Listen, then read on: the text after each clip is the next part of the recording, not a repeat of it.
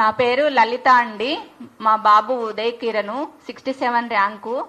మేము మారుమూల పల్లెటూరు నుండి చాలా అంటే చాలా రోజుసరి నెలసరి కాకుండా రోజుసరి బతుకుదేరు మీద మేము మా పిల్లల్ని ఫస్ట్ ఊర్లో తెలుగు మీడియం నుండి ఇంగ్లీష్ మీడియం చదివించాలని ఇక్కడికి సిటీకి వచ్చి చెరొక జాబ్ చేసుకుంటూ మా వంతు కష్టం మేమేదో కష్టపడ్డాము. మా పిల్లల తరపున మేము ఎంత కష్టానికైనా సరే అని మేము కష్టపడి రాత్రంతా నిద్ర లేకుండా కూడా మేము కష్టపడ్డాం. సర్లే ఇంతటితో మా బరువు బాధ్యతలు మాకు అయిపోయినాయి.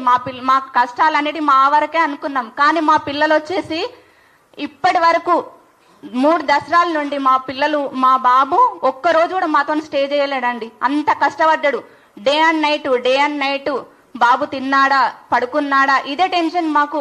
వాళ్ళు ఒక గోల్ అనుకున్నారంటే ఆ గోల్ సాధించాలని ఎన్ని నిద్రలేని రాత్రులు గడిపారో, ఎంత ఉపవాసాలు ఉన్నారో, ఎంత కష్టపడ్డారో అది మాకు కళ్ళ నిండా మేము వీడియో కాల్ చేసి మేము చూసినాం. ఒక్కొక్క రోజు 2కి 3కి రేపు ఎగ్జామ్ అనగా ఇంకా అదేంటి కోచింగ్ సెంటర్లో అశోక్ నగర్ లో ఉన్నప్పుడు కూడా చాలా చాలా రాజకీయాల తరపున ఇది పెట్టొద్దనో చేయొద్దనో వగేర ఏదైనా వైరల్స్ కావచ్చు. కానీ దాని ప్రభావం కూడా పిల్లల మీద చదువుకోకుండా డిస్టర్బెన్స్ అయింది. అయినా కూడా కోచింగ్ సెంటర్ల నుండి మా బాబు బయటకు రాలేడు. తన జీవితం ఏంది, తన పట్టుదల ఏంది, తన కృషి ఏంది అని తను మాత్రం స్ట్రాంగ్ గా ఉన్నాడు.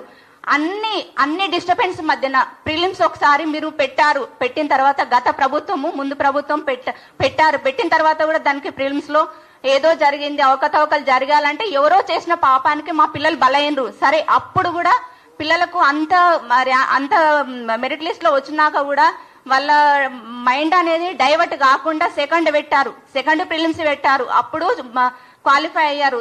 అప్పుడు తమ్ము లేదన్నారు. అంతా ఎవరి మిస్టేక్స్, పిల్లల మిస్టేక్స్ కాదు కదా.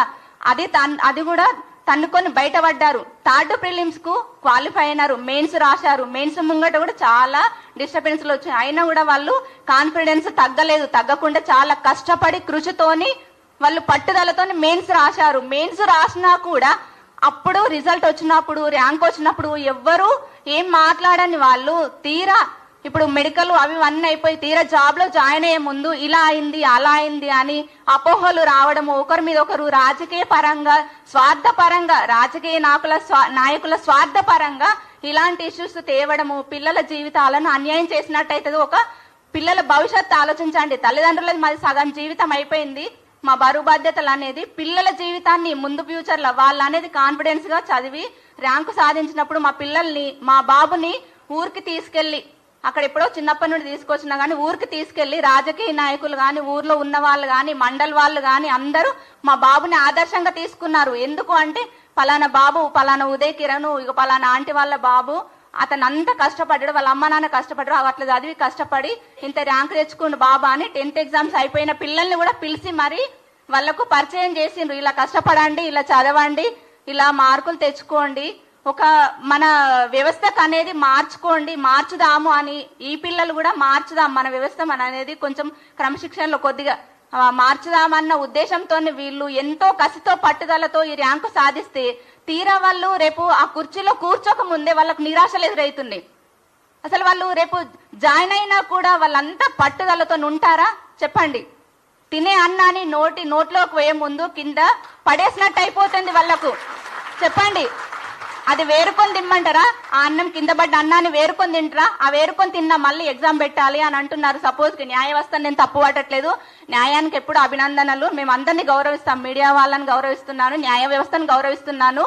కింద పడ్డ అన్నాన్ని మళ్ళీ తిరిగి తినండి అంటున్నారు, రాయండి అంటున్నారు. 3 సార్లు ప్రిలిమ్స్ రాసి, మెయిన్ ఎగ్జామ్స్ రాసి, రిజల్ట్ వచ్చి, ర్యాంక్ వచ్చి, మెడికల్ అయిన తర్వాత నమ్మకం లేనిది రేపు ఎగ్జామ్ పెట్టి నమ్మకము, మళ్ళీ ఎగ్జామ్ పెట్టి క్వాలిఫై అయినాక నమ్మకం ఉంటుందని గ్యారంటీ అని చెప్పండి.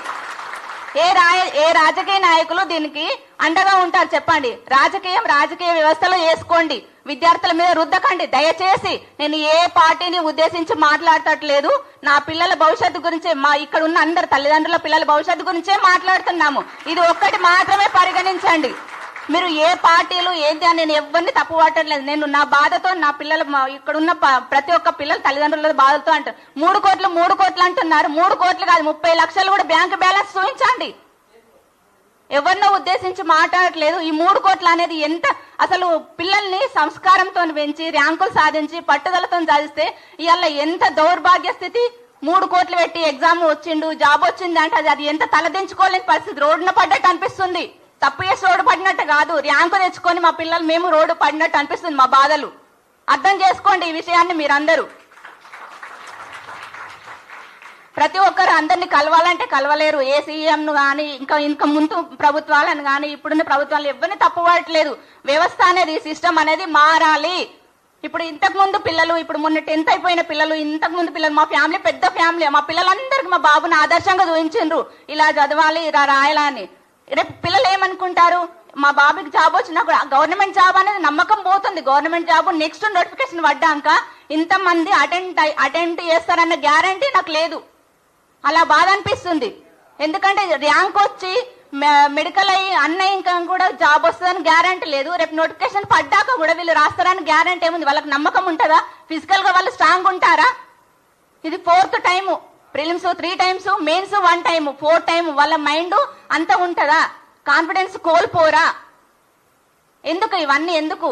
పిల్లల భవిష్యత్తును ఆలోచించి మాట్లాడుకోండి. ఆలోచించి ఏదన్నా ఉంటే ఆచి తూసి 100% ప్రూఫ్ అనేది చూసుకొని పిల్లల మీద కానీ ఎగ్జామ్ మీద కానీ మీరు మాట్లాడండి. అనవసరంగా ఏదో వాళ్ళు వీళ్ళు నలుగురు కూర్చొని ముచ్చట పెట్టుకున్నట్టుగా నిందలేయకండి. 3 కోట్లు అని నింద భరించలేకపోతున్నాం.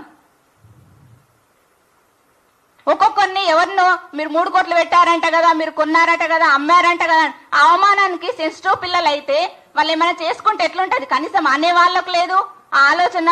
పడ్డ వాళ్ళకి ఎంత బాధ అనిపిస్తుంది చెప్పండి. కొంచెం చూసుకొని మాట్లాడండి. పిల్లల భవిష్యత్తు గురించి ఈ విషయం అనేది రేపు ముందు తరానికి ఇలాంటి పిల్లల్ని తయారు చేయాలంటే తయారు చేయలేరు. ఏ సాఫ్ట్వేర్ ఫీల్డ్ లో అయినా హాయిగా జాబ్ వస్తుంది అనుకుంటారు. గవర్నమెంట్ ఎంప్లాయీస్ ని ఎవరు తీర్చిదిద్దలేరు. ఇంత కాన్ఫిడెన్స్ తగ్గిపోతుంది, పిల్లల్లో తగ్గిపోతుంది, తల్లిదండ్రులకు తగ్గిపోతుంది. అందరికీ థ్యాంక్స్. దయచేసి ఏమన్నా తప్పుగా మాట్లాడి ఉంటే క్షమించండి. ఇది వచ్చింది మాలో బాధ, ఆవేదన తప్ప ఇంకా వేరే ఎవరిని ఉద్దేశించి కాదు.